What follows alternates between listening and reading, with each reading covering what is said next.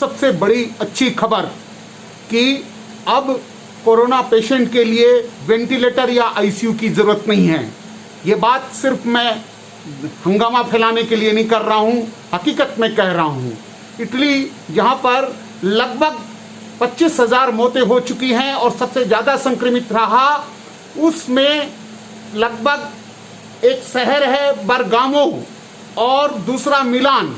Bergamo में लगभग 51 autopsy और मिलान में 20 ऑटोप्सी हुई।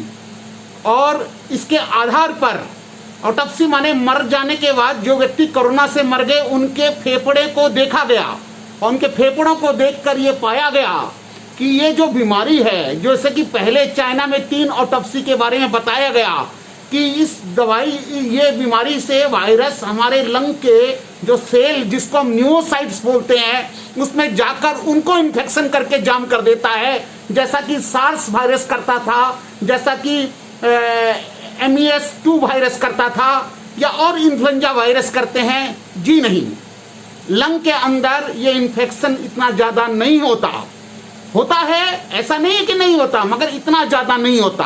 क्या होता है, जो लंग्स को, जो लंग की पूरे फेफड़े को या उसके सेल न्यूमोसाइट्स को, जो खून की नलियां जिनमें जो गंदा खून उनके पास ले जाती है, जिसको हम कहते हैं कि पल्मोनरी आर्टरीज, और जो शुद्ध खून ऑक्सीजन से लाती है पल्मोनरी वेन्स, वो क्या करती हैं कि उनमें थ्रोम्बोसिस हो जाती है। माने थ्रोम्बोसिस माने उनमें चक्के जाम होके वो जाम हो जाती है। क्यों होता है ऐसा? ये वायरस जो होता है, तो कोई भी वायरस हमारे बॉडी के अंदर जो रिएक्शन करता है उसको डॉक्टरी भाषा में इन्फ्लामेशन हम कहते हैं। और ये इन्फ्लामेशन होने से उसके बाद एंटीबॉडीज बॉडी की रहती हैं, वो दोनों मिल के चेष्टा करके एक दूसरे को बांध के एंटीजन एंटीबॉडी कम्प्लेक्स बनाते हैं और एक धब्बे जैसे वेसल्स में जम जाता है और इसको बोलते हैं माइक्रोवास्कुलर थ्रोम्बोसिस। मतलब जो खून की नलियां उनमें थक्कों का जमना या उनके अंदर चक्के जम जाना। और ऐसे जम जाने से क्या होता है कि हमारे शरीर के सिर्फ उसी भाग में नहीं, हमारे शरीर का हार्ट में, हमारे ब्रेन में, जहाँ भी हमें कम कैलिबर की छोटी वेसल्स होती है या हमारी पेरिफेरल जो वेसल्स होती हैं हाथों और पाँव में, या हमारी किडनी की वेसल्स होती हैं वहाँ पर, इसलिए देखा जाता है कि इस पेशेंट के अंदर, बहुत सारे पेशेंटों में साइनोसिस मिलता है, यानी बाहरी जो आँख, जो हाथ की उंगलियाँ हैं या पैरों की उंगलियाँ नीली पड़ जाती हैं। और उसी तरह से क्या होता है कि तो ये बात वहाँ एक पब्लिश हुई है उसके अंदर, तो ये एक बहुत बड़ी इंपॉर्टेंट बात है, इसका हमें ध्यान रखना पड़ेगा। और इसलिए ऐसा कहा गया कि अमेरिका के अंदर भी लोगों ने एक रिपोर्ट दी, एक फैमिली ने, क्या कि उन्होंने 3 दिन जैसे उनको बीमारी शुरू हुई, 3 गोली उन्होंने एस्पिरिन की नींबू के पानी में, शहद गर्म पानी के में मिलाकर ले ली।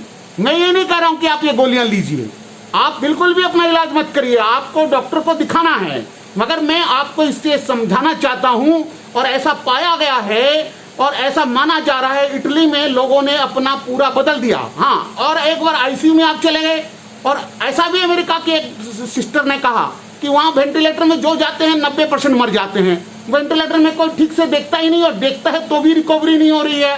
तो इसका कारण डॉक्टरों के दिमाग में आया कि इसकी जो पैथोफिजियोलॉजी, इसके जो संक्रमण की जो चीज है वो कुछ अलग है, और अब मला इसका कारण है डिसइनेमेटेड इंट्रावास्कुलर कोगुलेशन, जिसको हम DIC कहते हैं।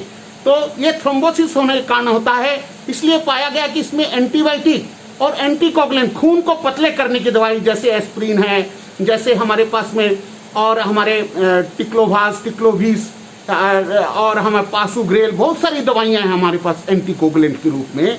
उन दवाइयों को अगर हेपारिन है या हमारा माइक्रो एस्पिरिन जिसको बोलते हैं, वो सब हैं, तो वो सब देने से और एंटीबायोटिक देने से ही देखा जाता है कि ये ठीक हो जाते हैं रोगी। पहले ही दे दीजिए। तो आजकल नया ट्रीटमेंट है, ये घर में इलाज करिए, हॉस्पिटल में जाने की जरूरत नहीं है, घर में अच्छी तरह से दवा, इसकी एक नई जान आ गई है इसके अंदर। और भी एक देखा गया है, इसके जो एक्सरे मिलते हैं जी, वो एक्सरे, वो निमोनिया के एक्सरे जैसे चक्के नहीं होते, उसमें ग्राउंड ग्लास एपरियंस और एक बीच में इंटरस्टिशियल लाइन होती है, उसको बोलते हैं पल्मोनरी फाइब्रोसिस। जब वास्कुलरिटी के कारण होती है, इंट्रावास्कुलर पल्मोनरी थ्रोम्बोसिस होती है, उसी कारण होता है, इसलिए ऐसा देखा जाता है। इसमें बहुत ज्यादा ऑक्सीजन देने से, पीप बढ़ाकर ARDS बढ़ा देने से इसमें लाभ नहीं मिलता। और एक बात है, जैसे लोग इटली में मिले जो रूमेटॉइड आर्थराइटिस या कोई ऑटोइम्यून डिजीज से लेते, जिनको स्टेरॉइड चल रहा था, एंटी इंफ्लेमेटरी चल रही थी, वो देने से उनको आईसीयू में नहीं भर्ती करना पड़ा।